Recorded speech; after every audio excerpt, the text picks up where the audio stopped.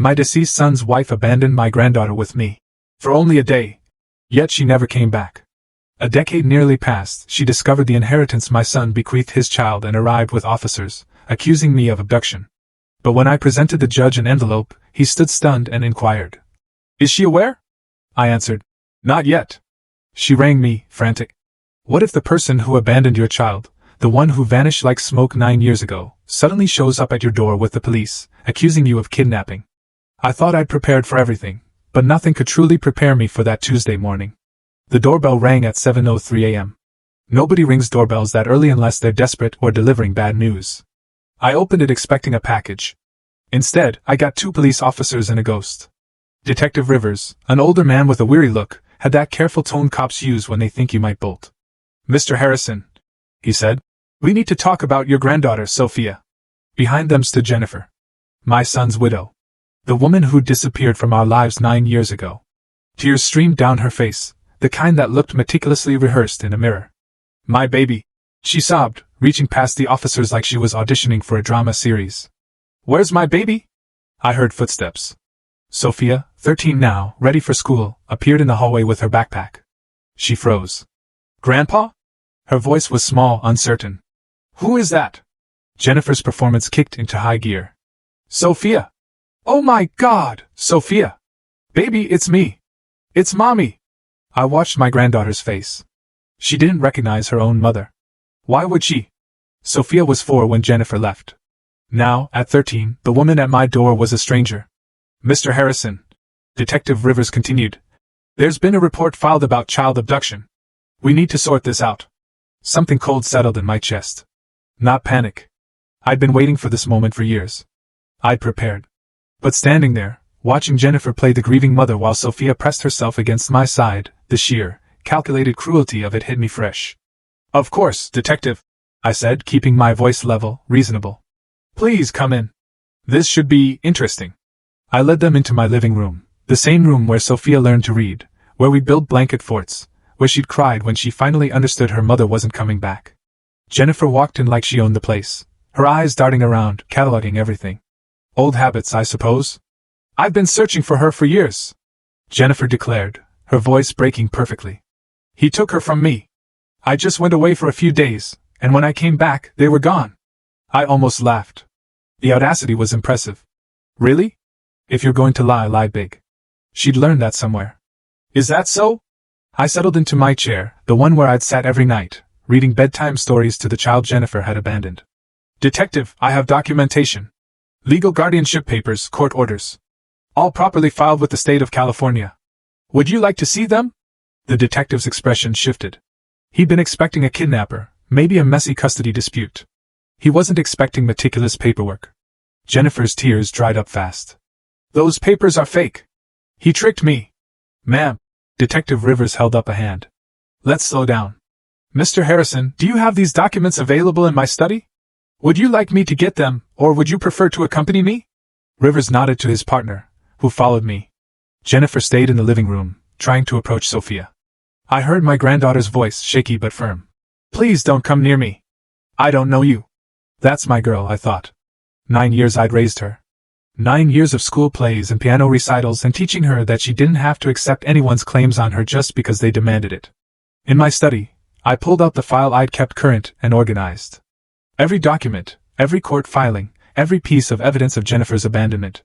The officer flipped through it with growing comprehension. This is pretty thorough, he said. I'm an accountant, I replied. Documentation is what I do. Back in the living room, Jennifer was in full victim mode. He poisoned her against me. Look at her. She doesn't even know her own mother. That's because you left when I was 4, Sophia said quietly. She was scared. I could see it in the way she gripped her backpack straps, but she wasn't backing down. Grandpa showed me pictures so I wouldn't forget what you looked like. But you never called. Not once. The detective was reading my documents now, his expression hardening. Jennifer noticed. This is all lies, she tried again. I was sick. I was traumatized for my husband's death. Mrs. Harrison. Detective Rivers looked up. These are certified court documents from 2016. That's 9 years ago. Medina, I corrected softly. She's Mrs. Medina now. Remarried.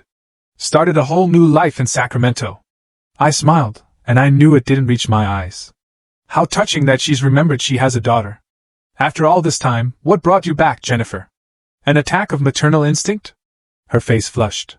I saw something flicker in her eyes. Fear, maybe? Or calculation. She knew I knew something. She just didn't know what yet. This isn't over, she said, her voice dropping the sob story, going hard. I'm her mother. I have rights. No, I said pleasantly. You really don't? Detective Rivers handed me back my documents. Mr. Harrison, we'll need you to come to the station, file a full report about the situation. Ma'am, you too. He looked at Jennifer with considerably less sympathy than he'd arrived with. If you want to pursue this, it'll go through family court. Jennifer's jaw clenched. Fine. I'll see you in court, Robert. And I'll see you too, baby. She reached towards Sophia, who stepped behind me. After they left, Sophia looked up at me. Grandpa, is she going to take me away? I put my hand on her shoulder, feeling the weight of every promise I'd made to this child over 9 years. Not a chance, sweetheart. Not a chance. But in my mind, I was already 10 steps ahead, seeing the chessboard clearly. Jennifer hadn't come back out of love. People like her didn't operate on love. They operated on greed, which meant she'd learned about the money. And if she thought she could walk back into Sophia's life after 9 years of silence, and claim what my son had left behind, she was about to learn an expensive lesson in consequences. I'd been preparing for this day since 2016. Since the day I'd sat in a lawyer's office and made sure every possible angle was covered, every escape route blocked. Jennifer wanted a court battle? Oh, she was going to get one. The memories hit me hardest at night. After Sophia had gone to bed, after I'd checked her room 3 times to make sure she was really there, really safe. That's when my mind dragged me back to December 2015. It started with a knock on the door late afternoon, right before Christmas. Jennifer stood on my porch with little Sophia, bundled in a pink winter coat, her small hand gripping her mother's fingers. Robert, Jennifer said, her eyes red from crying. I am so sorry to ask this. I thought she was crying then. Now I knew better. My aunt in Sacramento is sick. Really sick. I need to go see her, but I can't take Sophia. It's just for 1 day, 2 at most. Can you watch her? Sophia had looked up at me with Stephen's eyes, my son's eyes, and I'd melted like I always did. Of course, I'd said. Sophia and I will be fine. Won't we, princess? She nodded, already reaching for me. Even at 4, she'd loved coming to Grandpa's house. I had cookies and cartoons and endless patience for her questions. Jennifer had hugged her quickly, too quickly, I realized later, and promised to call. I'll be back tomorrow, baby. Be good for Grandpa. That was the last thing she'd said to her daughter for 9 years. Tomorrow came. No Jennifer. No phone call. I tried her cell, straight to voicemail. I called her apartment, disconnected. By day 3, Sophia was asking when Mommy was coming home, and I was running out of gentle lies. Soon, princess. Mommy's aunt is very sick. She needs to stay a little longer. By day 7, Sophia had stopped asking. By day 14, I'd hired a private investigator. The report came back in January. Jennifer Harrison had moved to Sacramento with a man named Curtis Medina. New apartment, new job, new life. The investigator included photos, Jennifer and Curtis at a restaurant, laughing. Jennifer at a New Year's party, champagne in hand. Jennifer posting on social media about fresh starts and new beginnings. No mention of a daughter. Not one. I sat in my study holding that report, feeling something break and reform inside me. My son, Stephen, had died 2 years earlier in a car accident, and I'd watched Jennifer struggle with single motherhood. I tried to help, paid for childcare, covered bills, gave her space to grieve. But I'd missed the signs, the way she looked at Sophia sometimes, like the child was an anchor she wanted to cut loose. The way she'd talk about her life, before Stephen died, before Sophia existed. She hadn't left because she was traumatized. She'd left because she wanted to. The hardest part was explaining it to Sophia. She was 4, too young to understand abandonment, too young to understand that her mother had chosen a man over her daughter. Mommy's not coming back. I'd finally told her in February, holding her while she cried. But I'm here. I'll always be here. I promise. She looked up at me with those eyes, Stephen's eyes, trusting and scared. Forever? Forever, I'd promised. And I'd meant it. I remember taking her to her first day of kindergarten. Jennifer should have been there. I remembered her first piano recital. Jennifer should have been there. I remember teaching her to ride a bike, reading her bedtime stories, helping with homework, wiping away tears after playground fights. All the moments Jennifer had traded for a fresh start and a new husband. The transformation from grandfather to guardian hadn't been easy. I'd been retired, looking forward to quiet years of fishing and reading.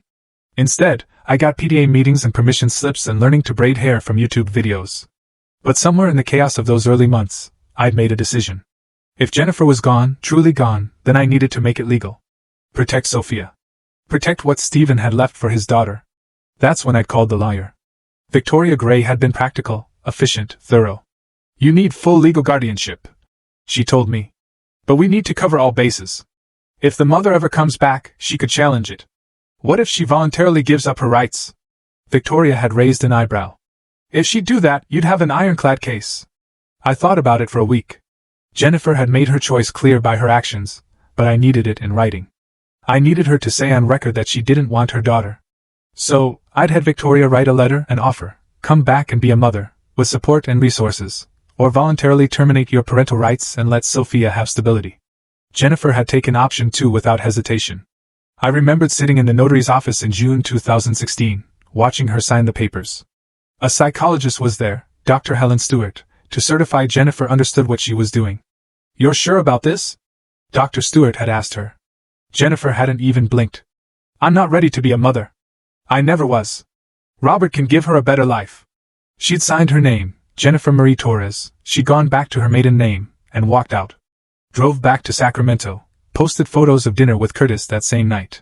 And I'd sat there holding those papers, thinking, someday you'll regret this. Someday you'll want something from Sophia, and these papers will stop you cold.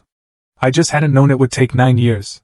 Now, standing in my quiet house after the police had left, I pulled out that old file, the one I'd kept current and ready. Every document, every piece of evidence, every step I'd taken to protect my granddaughter. And at the very back, in a sealed envelope, the crown jewel, Jennifer's voluntary termination of parental rights, notarized and witnessed, with her full confession about abandoning Sophia. She didn't know I had it. When I'd gotten full guardianship, the judge had sealed certain documents. Jennifer had probably forgotten she'd even signed them, too eager to get back to her new life. But I remembered. I remembered everything. In my 40 years as an accountant, I'd learned that the most powerful weapon in any dispute wasn't aggression. It was documentation. Paper trails. Evidence. The boring, meticulous work of recording every transaction, every event, every truth. Jennifer had chosen emotion over evidence, drama over documentation. It was going to cost her everything. I looked at Sophia's closed bedroom door. My granddaughter. My responsibility. The child I'd raised from age 4 to 13.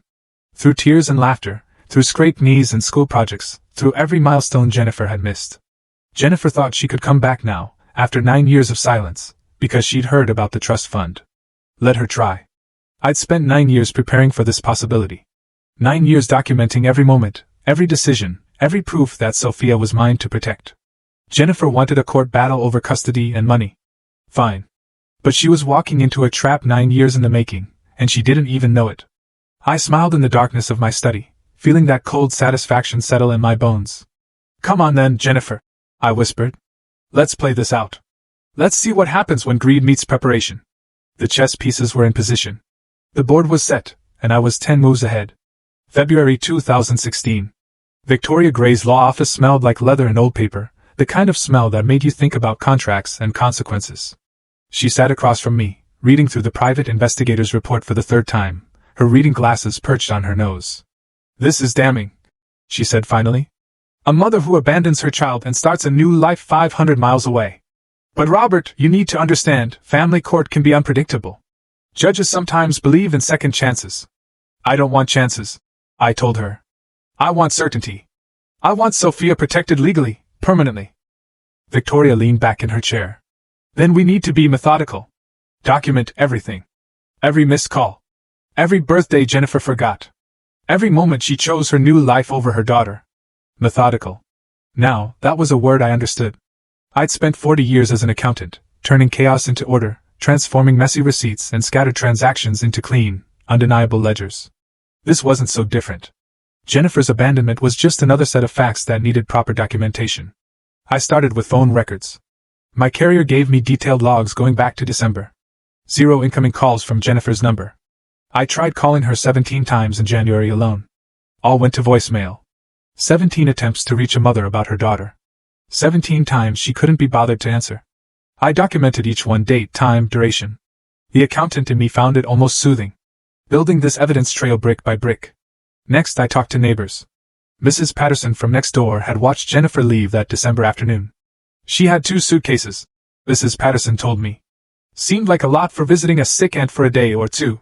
I remember thinking that at the time. Did she seem upset? Worried about her aunt? Mrs. Patterson shook her head. Honestly, she seemed relieved. Like someone heading on vacation, not to a sick bed.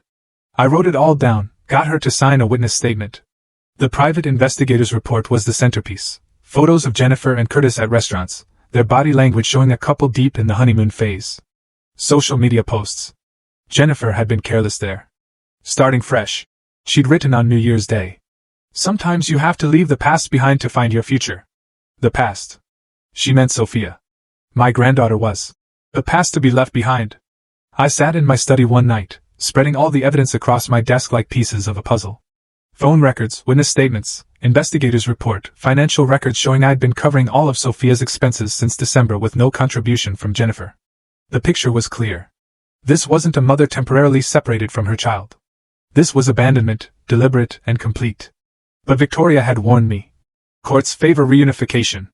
Even if Jennifer abandoned Sophia, a judge might give her a chance to come back, to try again. That's what kept me awake at night. The thought of Jennifer waltzing back in a year, 2 years, 5 years down the line, deciding she wanted to play mother again, disrupting Sophia's life whenever it was convenient for her. I needed something permanent, something that would stop Jennifer from ever using Sophia as a pawn. That's when the idea came to me. If Jennifer wanted to abandon Sophia, let her do it officially, completely, irrevocably. I called Victoria. What if Jennifer voluntarily terminated her parental rights? There was a long pause. That would be ideal for you. But Robert, most parents won't do that. It's permanent. They'd lose all legal claim to the child, forever. What if we made it easy for her? What if we gave her an out that lets her keep living her new life without guilt or obligation? Victoria was quiet for a moment. You think she'd actually sign away her daughter? I thought about Jennifer's social media posts, her photos with Curtis, the way she'd blocked my number after I'd left one too many voicemails asking when she planned to see Sophia. She already has, I said. She just hasn't made it official yet. We drafted a letter, professional, non-accusatory, laying out 2 clear options: return to San Diego and resume parental responsibilities with support and resources provided, or voluntarily terminate parental rights and allow Sophia stability with a permanent guardian. We should add a detail, I told Victoria. Make it clear that if she terminates rights, she won't be responsible for any child support, past or future. No financial obligations. Victoria raised an eyebrow. You're making it very easy for her to walk away. I'm making it easy for her to do what she's already done. The difference is this time it'll be in writing. The letter went out in March. Jennifer's response came in April. Not a phone call, not a visit to see Sophia, but a call to Victoria's office asking about the paperwork. She wanted option 2. Victoria scheduled the appointment for June, a notary, a psychologist to verify Jennifer understood her decision, and Jennifer herself. I didn't attend. I couldn't trust myself to sit in the same room with her and stay civil.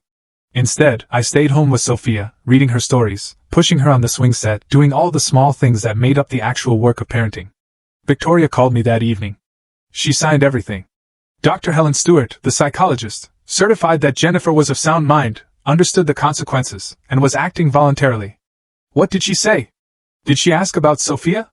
She asked if this meant she wouldn't have to pay child support. When I confirmed that, she signed immediately. I closed my eyes. Even expecting it, even planning for it, hearing it confirmed made something tighten in my chest. Did she leave a message for Sophia? Anything? No. She was in and out in 30 minutes. She had dinner reservations in Sacramento. Of course, she did. I hung up and went to check on Sophia. She was asleep, her nightlight casting soft shadows across her face. Stephen's face. My son's daughter, who deserved so much better than a mother who'd trade her for a dinner reservation. But at least now that mother couldn't come back, couldn't change her mind when it became convenient, couldn't disrupt Sophia's life on a whim. The papers Victoria gave me were clean, legal, absolute. Jennifer Marie Torres had voluntarily and permanently terminated all parental rights to Sophia Lynn Harrison. I locked them in my safe that night, in a sealed envelope. And I thought, someday, Jennifer, you're going to want something. You're going to remember Sophia exists, and decide you have a claim. And when that day comes, I'll have your signature, your confession, your own words documenting that you chose to walk away. I didn't know it would take 9 years, but I absolutely knew, that day would come. Because people like Jennifer didn't change. They just waited until they needed something. The years between 2016 and 2024 passed in a rhythm of school mornings and piano lessons, parent-teacher conferences and science fair projects. Sophia grew from a confused 4-year-old into a bright, confident teenager. She called me, Grandpa, until she was 7, then started calling me, Dad. I never corrected her. Life was good, better than good. But I never forgot Jennifer's signature in that sealed envelope. I never forgot what Victoria had said. People sometimes come back when they think there's something to gain. So I prepared. First, the trust fund. Stephen had life insurance, $500,000 that came to Sophia. I added another $150,000 from my retirement savings. Put it all in a trust managed by Victoria's firm, structured so Sophia would receive it at 25, with strict provisions about who could access it before then. Only the guardian, me, had any control, and only for Sophia's direct benefit, education, medical care.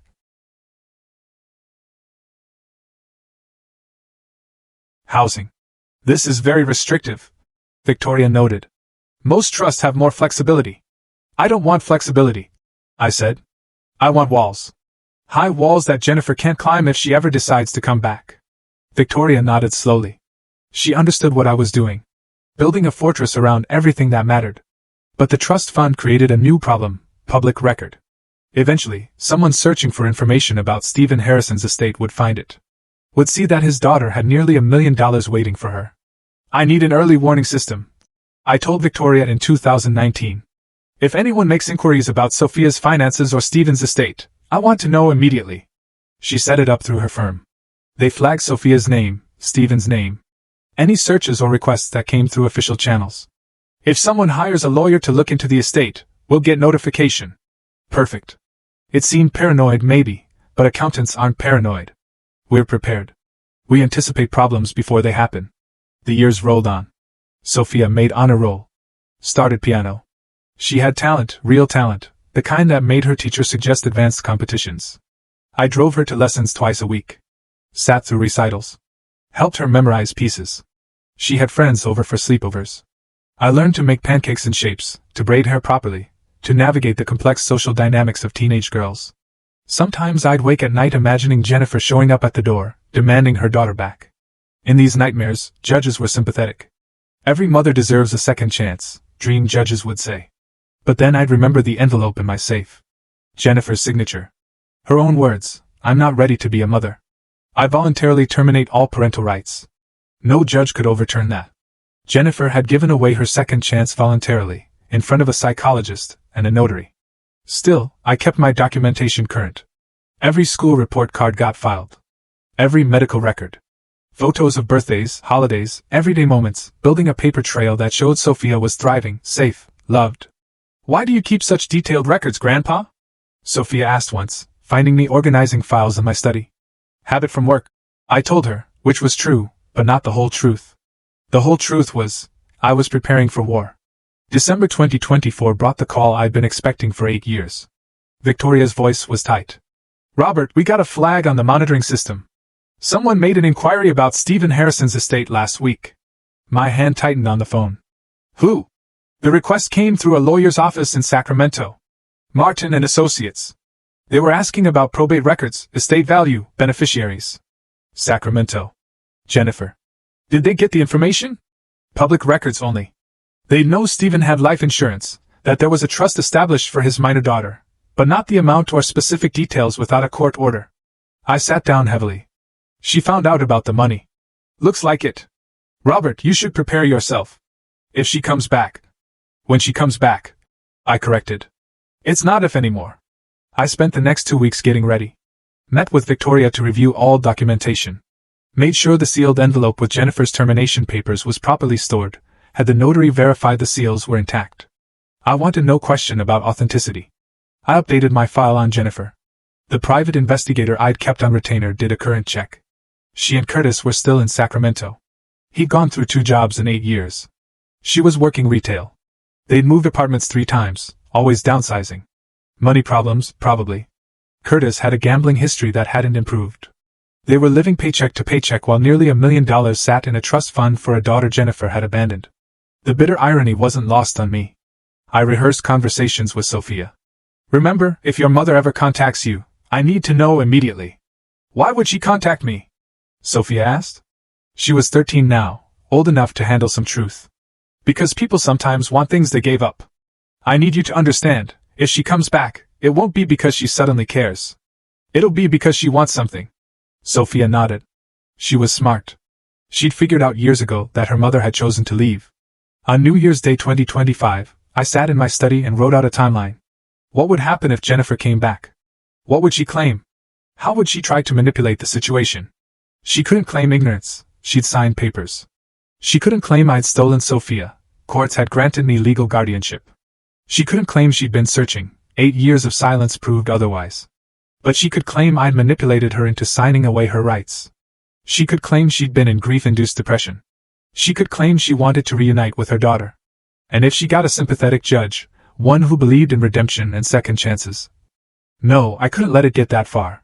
I pulled out the envelope, Jennifer's termination of parental rights. In it, she'd written in her own hand that she'd abandoned Sophia deliberately, without intention to return. This wasn't just a legal document. It was a confession. And I'd kept it secret for 9 years, waiting for the exact moment it would do the most damage to any claim Jennifer might make. The trick was timing. Reveal it too early, and she'd withdraw her claim. Reveal it too late, and she might gain some sympathy first. No, I needed to let her make her case. Let her lie under oath about how much she'd searched, how much she cared, how circumstances had prevented her return. And then, when she'd committed fully to her story, I'd produce her signature. Her confession. Her own words destroying every lie she told. I smiled in the darkness of my study.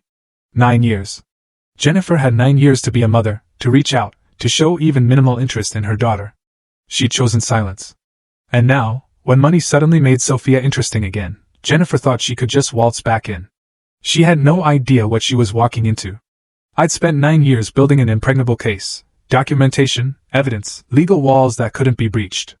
Jennifer was coming with lies and lawyers. I was waiting with truth and time. And in this game, truth and time were undefeatable. 3 days after Jennifer showed up at my door with her police escort, Detective Rivers called me into the station for a formal interview. I arrived with my briefcase, the same battered leather one I'd carried to work for 30 years, filled with 9 years of documentation. Jennifer was already there when I walked in, sitting in a plastic chair with Curtis beside her. He was everything I'd expected from the private investigator's photos, mid-40s, cheap suit trying to look expensive, the kind of smile that made you check your wallet was still in your pocket. Jennifer's performance had evolved since the doorstep drama. Today, she was playing determined mother. Designer sunglasses pushed up on her head, tablet in hand, probably with notes from whatever lawyer she'd scraped together money for. Mr. Harrison. Detective Rivers gestured me into an interview room. Jennifer and Curtis followed. Mrs. Medina has made serious allegations. Child abduction, financial manipulation. I need to hear your side. I set my briefcase on the table and clicked it open. Happy to clarify. Where would you like to start? Jennifer couldn't contain herself. He stole my daughter.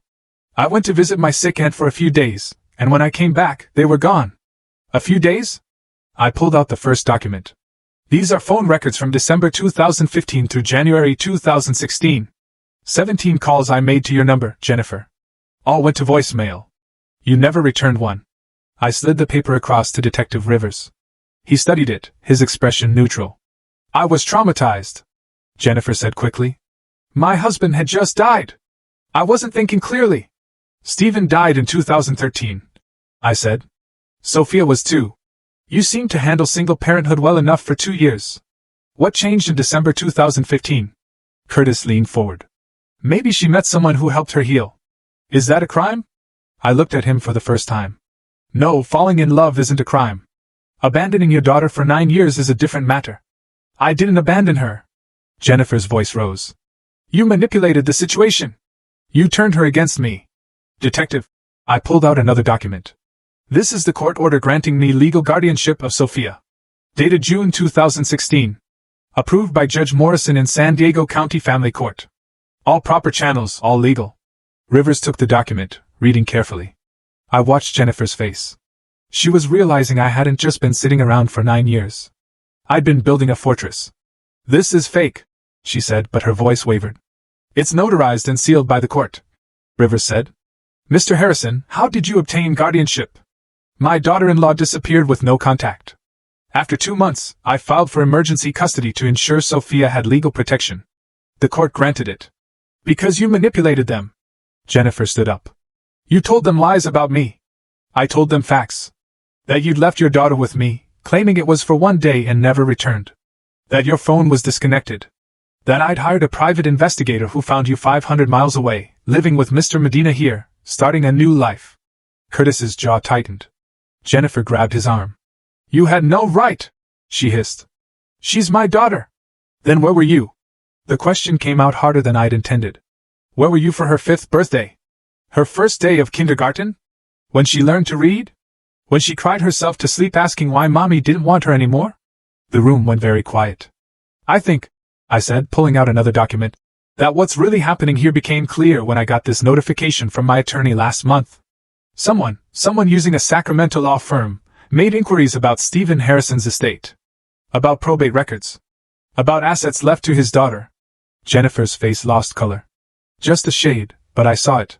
Curtis's hand twitched on the table. Tell me, Jennifer. I kept my voice conversational, almost friendly. When exactly did you learn about the trust fund?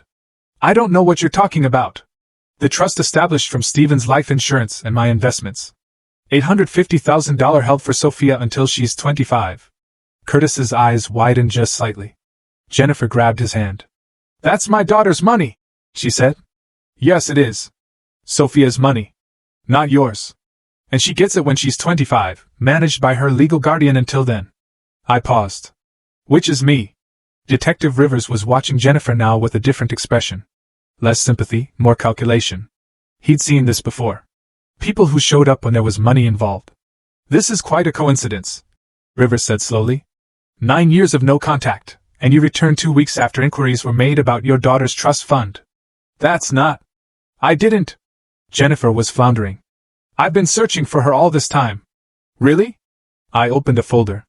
Detective, these are Sophia's school records. Same school for 9 years. Same address on file, my address in San Diego, the same city where Jennifer lived when she left. She knew exactly where to find us. She just didn't want to. Until now. You poisoned her against me. Jennifer's voice was shrill now. That's why she doesn't recognize me. She doesn't recognize you because she was 4 years old when you left, and you're a stranger to her now. Children don't remember people who disappear from their lives for 9 years. I want my daughter back. Jennifer was crying now, but they weren't the pretty tears from my doorstep. These were angry, desperate. I have rights. Actually, I said quietly. You don't. Rivers looked at me. Explain. I have documentation. Additional documentation beyond the guardianship order. But I'd prefer to present it in court, before a judge, where it can be properly examined. I smiled at Jennifer. It wasn't a kind smile. I think we all deserve our day in court. Don't you agree, Jennifer? She stared at me, and I saw the first flicker of real fear in her eyes. She was beginning to understand she'd walked into something she couldn't control. Curtis stood up. Come on, Jennifer. We don't have to listen to this. Actually, Rivers said, I need to complete this interview. But Mr. Harrison, you're right. This needs to go before a judge. I'll file my report and recommend a family court hearing. As Jennifer and Curtis left, she turned back to me. You'll pay for this. I don't know what you think you have, but I'm her mother. Are you? I asked. When did you last act like one?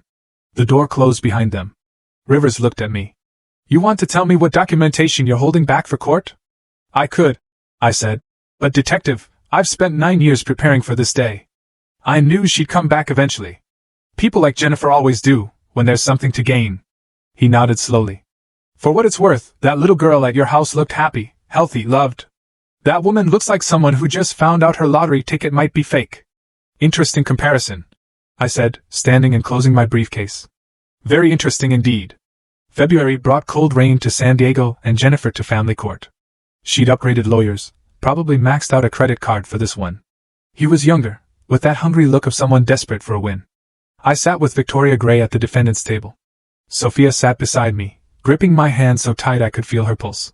You okay, sweetheart? I whispered. Is she going to take me away? Not a chance. Jennifer's lawyer, Richard Burke, stood to make his opening statement. He paced like he thought he was in a TV courtroom drama. Your Honor, this is a tragic case of parental alienation and legal manipulation. My client, Jennifer Medina, temporarily left her daughter with her grandfather while dealing with grief and trauma from losing her husband. When she returned, she found her father-in-law had manipulated the system to steal legal custody. Judge Harold Mitchell, 60-something with tired eyes that had seen every family tragedy imaginable, listened without expression. Burke continued, warming to his theme. Mrs. Medina was not in a mental state to fight a custody battle in 2016. She was grieving, alone, struggling to survive, and Mr. Harrison took advantage of that vulnerability to permanently separate a mother from her child. It was a good story. If I hadn't lived through the reality, I might have believed it myself. She has spent years trying to find her daughter, trying to rebuild her life so she could provide a proper home. And now, after all this time, she's finally in a position to be the mother Sophia deserves. Burke sat down, satisfied. Jennifer dabbed at her eyes with a tissue. Curtis, sitting behind her, tried to look supportive. Judge Mitchell turned to Victoria. Miss Gray? Victoria stood. She didn't pace. She just looked at the judge with the calm certainty of someone holding 4 aces. Your Honor, Mr. Harrison obtained legal guardianship through proper channels in 2016. He has raised his granddaughter for 9 years. She's an honor student, takes piano lessons, is in therapy to deal with abandonment trauma from her mother's disappearance. She's thriving. She was stolen. Jennifer burst out. Burke grabbed her arm, but she shook him off. He poisoned her against me. He took my child and turned her into someone who doesn't even know her own mother. Judge Mitchell raised a hand. Mrs. Medina, you'll have a chance to testify. Right now, I want to hear counsel. Victoria continued as if there had been no interruption. The guardianship was granted because Mrs. Medina, then Mrs. Harrison, abandoned her 4-year-old daughter without contact for months. She has not attempted contact in 9 years. No phone calls, no letters, no birthday cards. Nothing. Because he hid them from me. Mrs. Medina! Judge Mitchell's voice went cold. One more outburst, and you'll wait outside. Do you understand? She subsided, but her face was flushed with anger. Burke was whispering urgently in her ear. The testimony began. Burke called Jennifer first.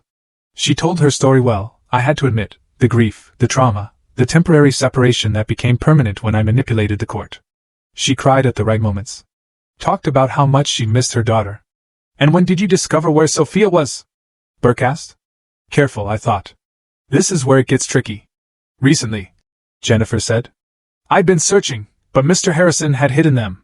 Hidden them in the same house where you left your daughter? I murmured to Victoria. At the same address you had for years? Victoria's lips twitched. Burke moved to his closing theme. Your Honor, every child deserves their mother. Mrs. Medina has made mistakes, but she's ready now to be the parent Sophia needs. We ask that custody be returned to her, with Mr. Harrison receiving visitation rights. Sophia's hand tightened on mine. I squeezed back. Judge Mitchell looked at the documents Burke had submitted. Then he looked at Victoria. Mrs. Gray, your client wishes to respond? He does, Your Honor.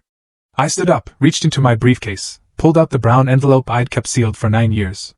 Your Honor, I'd like to submit additional evidence. Burke was on his feet. Objection. We weren't notified of additional documents. They're part of the original guardianship file, Victoria said smoothly. Sealed by court order in 2016. Mr. Harrison is requesting they be unsealed and entered into evidence. Judge Mitchell frowned. Approach. We walked to the bench. Victoria, Burke, and me. The judge took the envelope, examining the seal. His eyebrows rose. This was sealed by Judge Morrison. Yes, Your Honor. I requested certain sensitive documents be sealed to protect all parties, but given Mrs. Medina's claims, I believe they're relevant now. Judge Mitchell broke the seal and began reading. I watched his face. The first page brought a slight frown. The second page, his expression hardened. By the third page, he looked at Jennifer with something approaching contempt. Mrs. Medina, he said, his voice cutting across the courtroom. Do you know what's in this document? Jennifer looked confused. No, Your Honor. The judge looked at me. She doesn't know. Not yet, Your Honor. Judge Mitchell sat back. He was angry now. I could see it in the set of his jaw. This is going to be read into the record. Mr. Burke, you're going to want to hear this. Burke looked confused. Jennifer looked scared. Curtis leaned forward, trying to understand what was happening. I returned to my seat. Sophia looked up at me. Grandpa? It's okay, I said quietly. Everything's going to be okay. Judge Mitchell's voice was cold as he began to read. Voluntary termination of parental rights.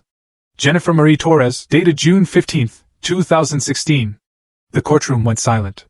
You could have heard a pin drop. Jennifer's face went white. Not pale. White.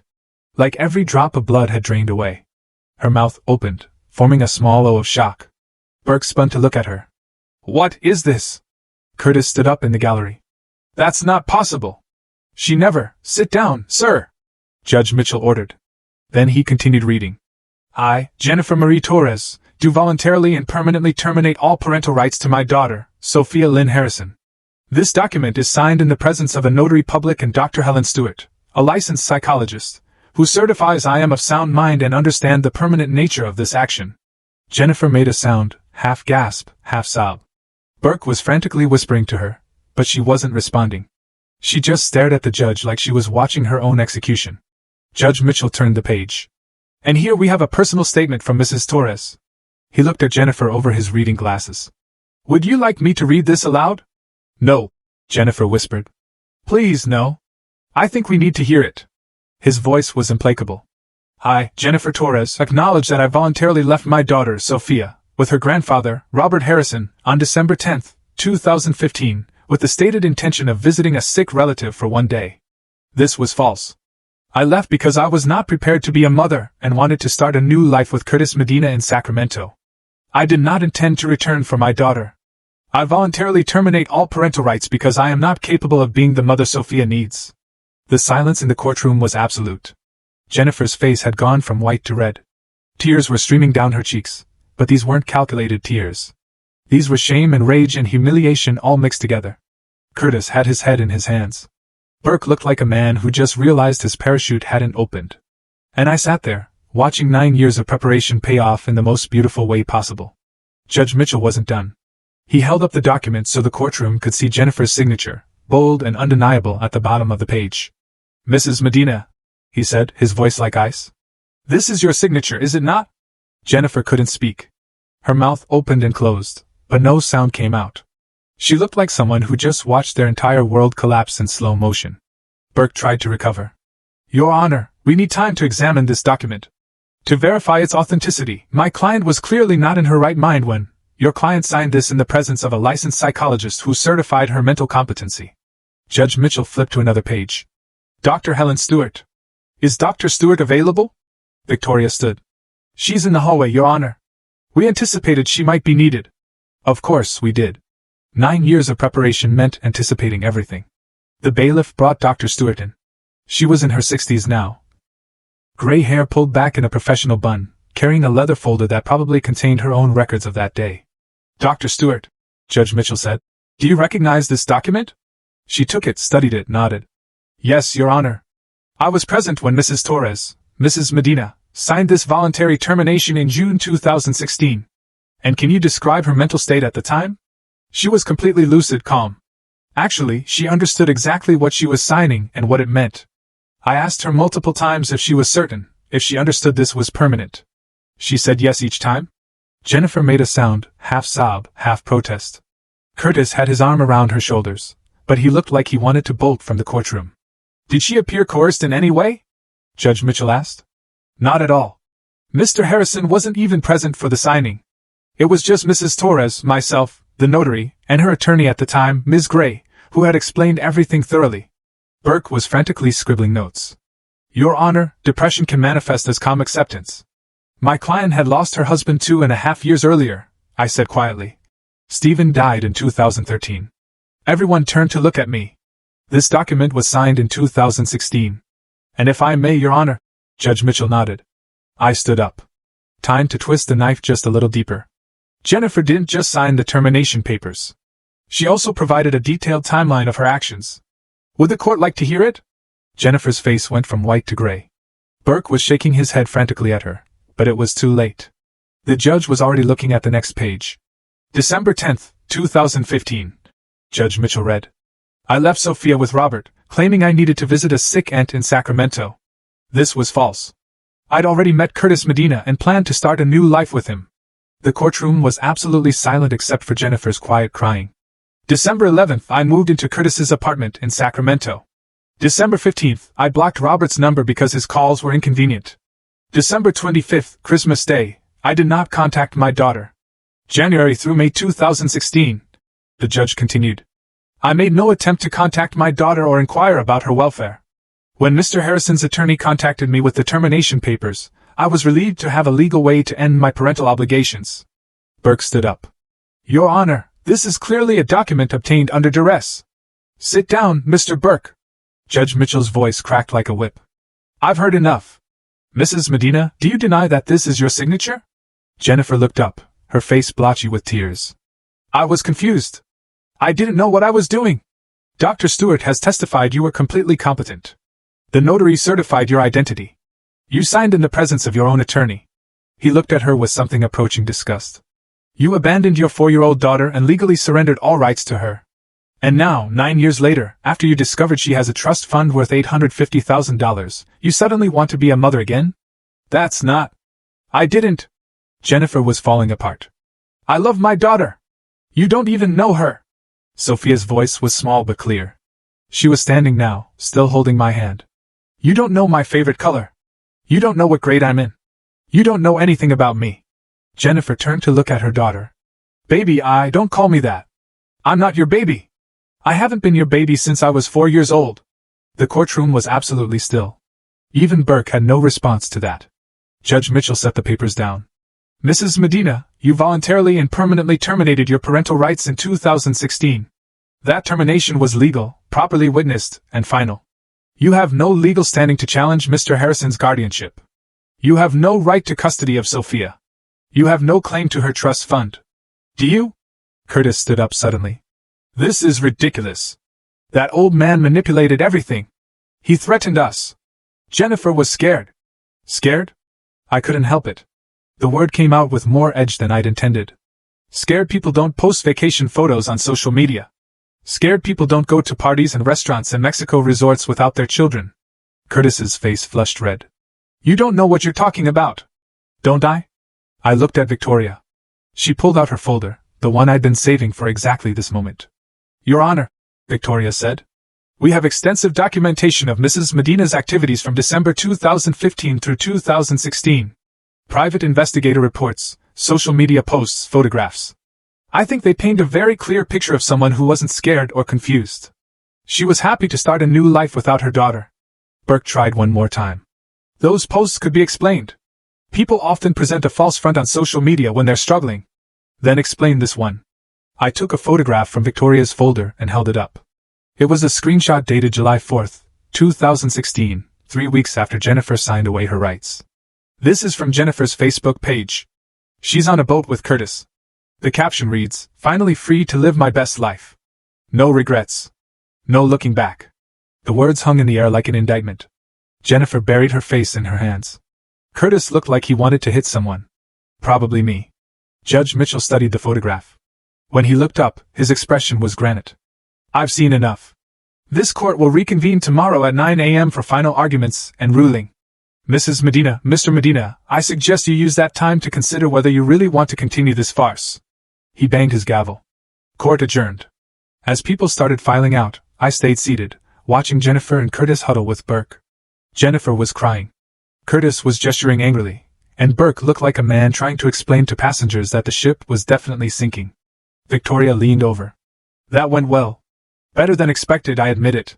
Though I'm curious what desperate move they'll try next. You think they'll try something? I watched Curtis's face, red with fury and humiliation. People like him don't go down quietly. He'll push Jennifer to try one more lie, one more manipulation. He's too invested in that trust fund to walk away. You prepared for that? I smiled. Victoria, I've been preparing for 9 years. Whatever they try tomorrow, I promise you I'm ready. Sophia tugged on my sleeve. Can we go home now, Grandpa? Yes, sweetheart. Let's go home. As we walked past Jennifer and Curtis, I heard him hiss at her. That document has to be fake. Tell them it's fake. Tell them he forced you. I kept walking. Let them plan. Let them scheme. Tomorrow, I'd finish what I'd started 9 years ago. The next morning, I arrived at the courthouse to find Burke looking like he'd been up all night. Jennifer's eyes were red-rimmed, and Curtis had the jittery energy of someone running on coffee and desperation. They'd cooked up something. I could tell by the way they kept whispering to each other, by the stack of papers Burke was clutching like a lifeline. When court reconvened, Burke stood with renewed confidence. Whatever Hail Mary they'd planned, he believed in it. Your Honor, After yesterday's revelations, my client spent the night confronting some very painful memories. Memories she'd repressed due to trauma. Here we go, I thought. Let's see what fiction they've created. Mrs. Medina now remembers that Mr. Harrison threatened her in 2016. He told her if she didn't sign the termination papers, he would make sure she never saw her daughter again. He would destroy her reputation, her relationship with Curtis, everything. Judge Mitchell looked skeptical. She remembers this now after 9 years? Trauma can cause memory suppression, Your Honor, but yesterday's stress brought it all back. Burke pulled out his papers. We also have evidence that Mr. Harrison has been financially controlling the trust fund he established. He's the sole administrator. Sophia can't access any of it without his permission. That's not protection. That's control. I glanced at Victoria. She looked unimpressed. And furthermore, Burke was warming up now. We have testimony from Curtis Medina about Mr. Harrison's behavior. Curtis, please stand. Curtis stood, trying to look respectable. He'd upgraded from yesterday's cheap suit to something slightly less cheap. Tell the court what happened when you tried to contact Mr. Harrison about Jennifer seeing Sophia. Curtis cleared his throat. I called him in 2023. Jennifer had been in therapy, working through her issues, and wanted to reconnect with her daughter. Harrison told me, and I quote, Jennifer made her choice. She signed papers. Tell her to stay away or there would be consequences. It was a good lie. Specific enough to sound real, vague enough to be hard to disprove. Is this true, Mr. Harrison? Judge Mitchell asked. I stood up. No, Your Honor. I received no call from Mr. Medina in 2023 or any other year. I'd be happy to provide my phone records going back 9 years if the court requests them. Burke jumped in. Phone records can be manipulated. By a retired accountant with no technical expertise? I smiled. Your Honor, I kept records because that's what I do. Every document, every communication, every expense related to Sophia's care. If Mr. Medina called, there'd be a record. There isn't one because the call never happened. Curtis's face flushed. Maybe it was 2022. Or 2021. I don't remember exactly, but you remember the exact quote? Victoria stood now. Mr. Medina, isn't it true you've never contacted Mr. Harrison about anything until you and Mrs. Medina showed up with police last month? We... Curtis was floundering. Burke tried to redirect. The point is, Your Honor, that Mr. Harrison has systematically isolated Sophia from her mother by following the court order that her mother voluntarily signed. I kept my voice calm, reasonable. Your Honor, if I may address the trust fund concern? Judge Mitchell nodded. The trust is structured to protect Sophia's inheritance until she's mature enough to manage it responsibly, age 25. This is completely standard for trusts of this size. I am the administrator because I'm her legal guardian, but the trust has strict provisions. I can only use funds for Sophia's direct benefit, education, medical care, housing. Every expenditure is documented and reviewable by the court. He could be stealing from it. Jennifer burst out. How do we know he's not? Annual audits, Victoria said, pulling out yet another folder. Conducted by an independent accounting firm. Every penny accounted for. Would you like to review them, Your Honor? Burke was looking desperate. Now, what about the claim that Harrison threatened my client into signing the termination? Dr. Stewart testified yesterday that I wasn't even present when Jennifer signed. I said. How exactly did I threaten her? Through his lawyer. Jennifer stood up. Victoria Gray told me if I didn't sign, you'd make sure I lost everything. You tell Curtis about. She stopped abruptly. About what? Judge Mitchell leaned forward. Tell Curtis about what, Mrs. Medina? Jennifer looked trapped. She'd almost said something she shouldn't have. Nothing. I just meant he threatened to ruin my new relationship. By doing what? I asked. By telling Curtis the truth? That you'd abandoned your 4-year-old daughter? Was that the threat, Jennifer? That your new boyfriend might learn who you really are? The courtroom went quiet. Victoria pulled out another document. Your Honor, we have the letter Mr. Harrison sent to Mrs. Medina through our office in 2016. Would you like to read it? She handed it to the judge. He read it silently, then looked at Jennifer with barely concealed contempt. This letter offers 2 options. Return to San Diego and resume parental responsibilities with support provided, or voluntarily terminate rights. There's no threat, no coercion, just 2 clear choices. You chose option 2, Mrs. Medina. Burke tried again. Your Honor, my client was not in a mental state to make that choice. Stop! Judge Mitchell held up his hand. I've heard enough of this, Mr. Burke. Your client signed legal documents witnessed by a psychologist, a notary, and an attorney. She then disappeared for 9 years without a single attempt to contact her daughter. Now she claims she was threatened, but her only evidence is recovered memories that conveniently appeared yesterday. This is insulting to the court's intelligence. Your Honor, enough. The judge's voice was final. Mrs. Medina, did you or did you not voluntarily sign the termination of parental rights? Jennifer looked at Curtis, at Burke, at the floor. Finally, in a voice barely above a whisper. I signed it. And did Mr. Harrison threaten you or force you to sign it? No. But he gave me no choice. He gave you 2 choices. You chose the one that let you walk away without responsibility or guilt. Judge Mitchell leaned back. Tomorrow, I'll deliver my final ruling. But I'll tell you now, nothing I've heard today has changed my view of this case. You abandoned your daughter. You signed away your rights. And you only came back when you learned there was money involved. That's not motherhood. That's opportunism. Burke slumped in his chair. Curtis was whispering furiously to Jennifer. And Jennifer was crying again. But these weren't tears of sadness. These were tears of rage and frustration, and the bitter recognition that her scheme had failed. I sat back, Sophia's hand still in mine, and felt something close to satisfaction. They'd tried their counterattack. They'd lied, manipulated, invented threats and recovered memories. And every single lie had shattered against the wall of documentation I'd spent 9 years building. Tomorrow would bring the final verdict. But really, the battle was already over. Jennifer had lost the moment she signed those papers in 2016. She just hadn't known it until now. After the morning's failed counterattack, Judge Mitchell called a brief recess. When we returned, he looked at Sophia with a gentler expression than he'd shown anyone else in this courtroom. Sophia, he said, I'd like to speak with you privately in my chambers. Would that be all right? Sophia looked at me. I squeezed her hand. It's okay. Just tell him the truth. She nodded and followed the judge and the bailiff out of the courtroom. Jennifer half stood like she might follow, but Judge Mitchell's look stopped her cold. The 20 minutes they were gone felt like hours. Curtis kept whispering to Jennifer. Burke was reviewing his notes, probably trying to figure out if there was any move left to make. Victoria sat calmly beside me, but I could see the slight tension in her shoulders. I knew what Sophia would say. We'd never rehearsed it, never coached her, but I knew my granddaughter. She was honest, clear-headed, and after 9 years with me, she understood exactly what Jennifer's sudden appearance meant. When the door opened and Sophia came back, her eyes were a little red, but her expression was determined. Judge Mitchell's face had hardened into something approaching granite. Thank you, Sophia, he said gently. You can sit with your grandfather now. She came back to me, and I'd put my arm around her shoulders. She leaned into me slightly, and I felt her trembling just a bit. Mrs. Medina, Mr. Medina, Judge Mitchell began, and his tone could have frozen water. I've just had a very illuminating conversation with your daughter. Jennifer's face went pale. Curtis stopped fidgeting with his wedding ring. Sophia has made it very clear where she wishes to live. She referred to Mr. Harrison as the only person who never left me.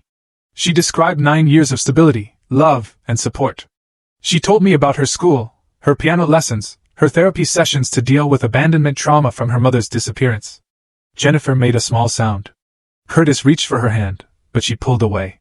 She also, Judge Mitchell continued, his voice dropping to something dangerous, told me about an encounter that occurred last week. Apparently, Mrs. Medina, you accidentally ran into Sophia outside her school. Jennifer's eyes widened. I saw the moment she realized where this was going. During this encounter, Mr. Medina asked Sophia, and I quote, "How much money did your father leave you?" The courtroom went absolutely silent. Curtis's face strained of color. His mouth opened, forming words that wouldn't come. Jennifer grabbed his arm, but he shook her off, standing up. That's not. She's lying. I never. Sit down, Mr. Medina. Judge Mitchell's voice cracked like a whip. Sophia has no reason to lie.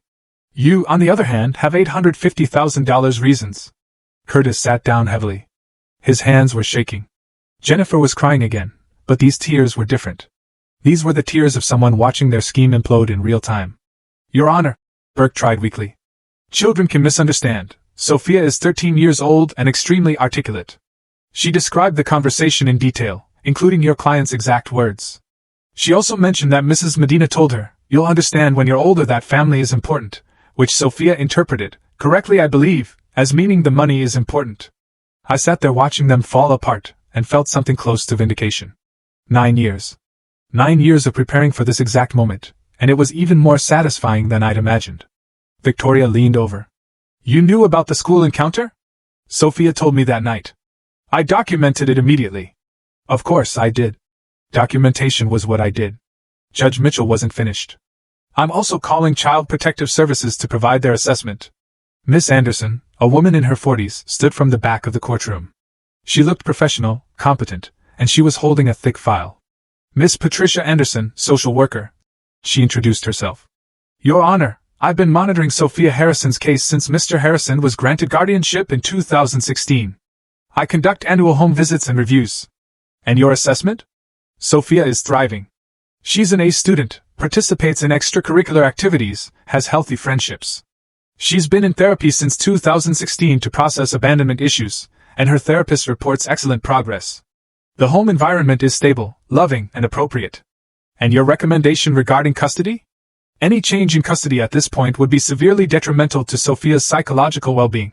She's been with Mr. Harrison for 9 years, the majority of her life. He's the only stable parental figure she's known. Removing her would re-traumatize her and undo years of therapeutic progress. Jennifer looked like she'd been slapped. Burke had his head in his hands. Curtis was staring at the floor, his jaw clenched so tight I could see the muscles jumping. Furthermore, Miss Anderson continued, Sophia has explicitly stated she does not wish to have contact with her biological mother. She views her as a stranger who abandoned her and only returned for financial gain. Out of the mouths of babes, I murmured. Sophia heard me and almost smiled. Judge Mitchell set down his papers. I've heard enough. This court will reconvene tomorrow morning at 9 a.m. for final judgment. But I'll tell you now, Mr. Burke, if you have your client's best interests at heart, you'll advise her to accept the inevitable. This case is over. He stood, and we all stood.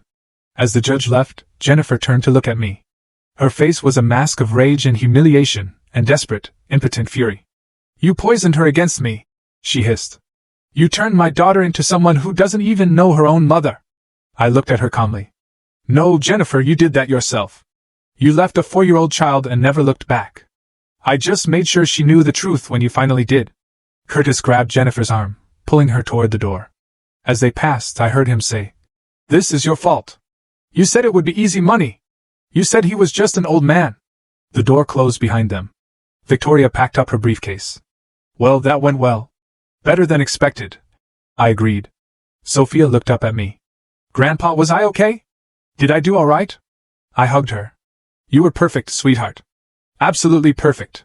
And she was. She told the truth simply and clearly, and that truth had been the final nail in Jennifer's coffin. Tomorrow would bring the official verdict. But really, the battle had been won the moment Jennifer signed those papers 9 years ago. She just hadn't known it until now. The next morning, March 3, 2025, the courtroom was packed. Word had gotten out about the case. The abandoned daughter, the returned mother, the trust fund. Even the court reporter looked more alert than usual. Jennifer and Curtis arrived separately from Burke. They weren't speaking to each other. Curtis's face was haggard, like he'd been up all night. Jennifer looked hollowed out, her makeup unable to hide the dark circles under her eyes. Judge Mitchell entered, and we all stood. When he sat, there was no preamble. I've reviewed all evidence, testimony, and documentation in this case. I'm ready to deliver my judgment. The courtroom held its collective breath. Jennifer Medina, formerly Jennifer Harrison, voluntarily and legally terminated her parental rights to Sophia Lynn Harrison in June 2016. This termination was witnessed, notarized, and certified by a licensed psychologist. It was done with full knowledge and consent.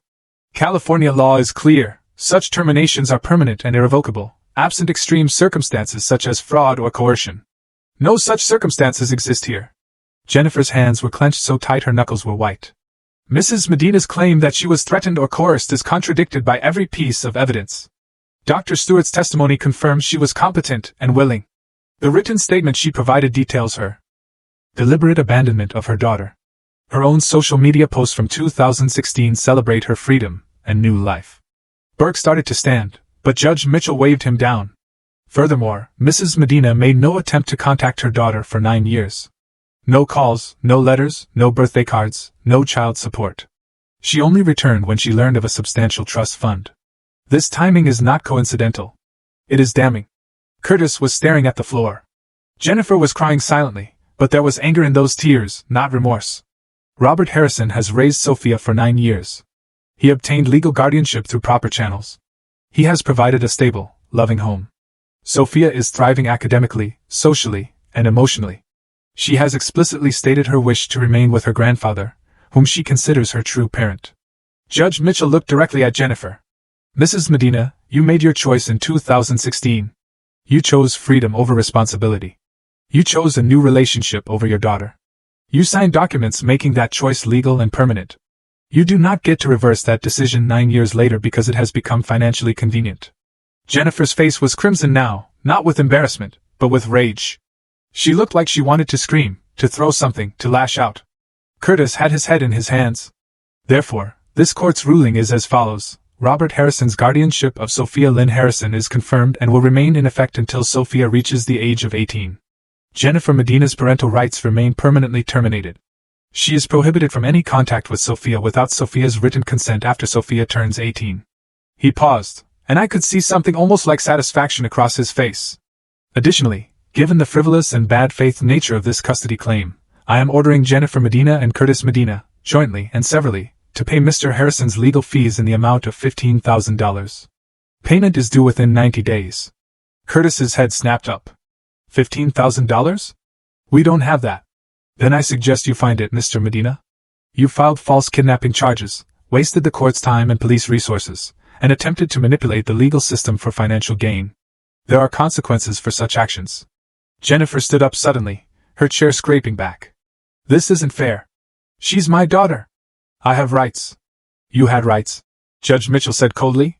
You signed them away. Court is adjourned. The gavel came down with a sound like a gunshot. For a moment, nobody moved. Then Jennifer let out a sound somewhere between a sob and a scream. Curtis grabbed her arm, pulling her toward the exit, but she jerked away from him. This is your fault. She snarled at him. You said we'd get the money. You said it would be easy. Me? You're the one who abandoned your kid. They were still fighting as they left the courtroom. Burke followed them, looking like a man who knew his invoice would never be paid. Detective Rivers, who'd been sitting in the back, approached me. He looked apologetic. Mr. Harrison, I want to apologize for showing up at your door with those accusations. You were doing your job, Detective. I shook his hand. But now you know the truth. He nodded. For what it's worth, that little girl is lucky to have you. I'm the lucky one. I said, and I meant it. Victoria was smiling as she packed up. 9 years of preparation. Worth it. Every single day. We walked out of the courthouse into bright California sunshine. Sophia held my hand, squinting in the light. Is it really over? She asked. It's really over. She can't come back. She can't come back. Sophia was quiet for a moment. Then she looked up at me. Grandpa, thank you. Thank you for never leaving me. I squeezed her hand. I never will, sweetheart.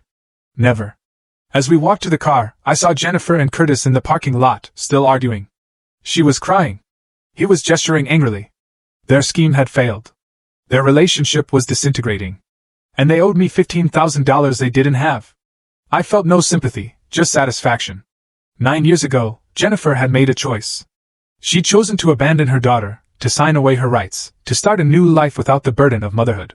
And I'd spent those 9 years making sure that when her greed finally brought her back, every door would be locked, every escape route blocked, every lie documented and disproven. People like Jennifer thought they could have it both ways. Abandon responsibility when it was inconvenient, claim rights when it became profitable. I'd proven them wrong. Sophia and I drove home. That evening, we ordered pizza and watched her favorite movie. Just a normal Tuesday night. Because that's what I'd given her. 9 years of normal Tuesday nights, of stability and love, and someone who never left. That was my revenge, really. Not the courtroom victory, not the legal fees, not even Jennifer's humiliation. My revenge was raising her daughter better than she ever could have. My revenge was Sophia calling me Dad. My revenge was 9 years of memories Jennifer would never have. She'd signed away her daughter for a fresh start and dinner reservations. I'd turned that daughter into someone amazing. And that was justice. Call to action. I'm curious to hear your thoughts on this. What would you have done in my place, knowing what you know now? Have any of you ever had to fight so hard to protect someone you love? Let me know in the comments below. I really want to hear what you think.